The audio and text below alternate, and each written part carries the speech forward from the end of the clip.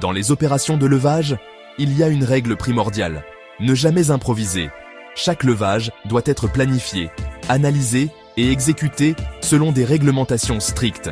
En France, cela signifie suivre les articles R4.323 à R4.332 du Code du travail, couvrant tout, des vérifications d'équipement à l'assurance d'un matériel adapté à la charge.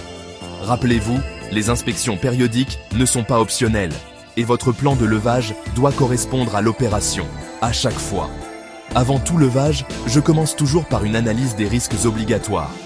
Quel est le poids réel de cette charge? Je vérifie le bon de livraison, les informations du fabricant ou calcule le volume si nécessaire. Je localise le centre de gravité, vérifie le vent, la pente et la capacité portante du sol. Si la charge est complexe, j'établis un plan de levage complet. Je désigne un chef de manœuvre et n'utilise que des signaux manuels standardisés, jamais d'à peu près. Et je n'oublie jamais, une charge en mouvement n'est pas la même qu'une charge statique. Les forces dynamiques sont toujours plus élevées. Maintenant, parlons chiffres. La CMU, charge maximale d'utilisation, est essentielle.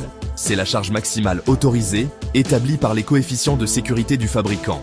Les angles comptent aussi. Plus l'angle d'élingage est grand, plus chaque brin subit de force. De 0 à 45 degrés, les choses sont gérables. À 60 degrés, les forces augmentent fortement. À 90 degrés, c'est dangereux et complètement interdit. Je consulte toujours le tableau de charge du fabricant. Jamais d'estimation à l'œil.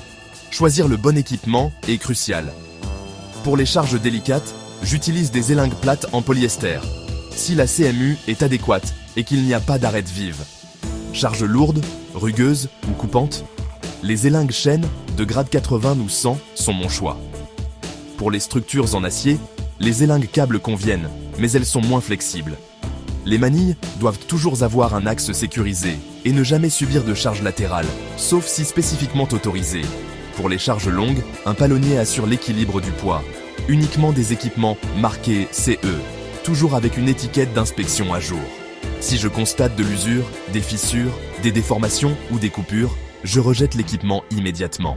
Maintenant, les interdictions absolues, personne sous une charge suspendue, pas d'élingue vrillée, pas de nœud, ne jamais dépasser la CMU et ne jamais effectuer un levage avec une traction latérale imprévue.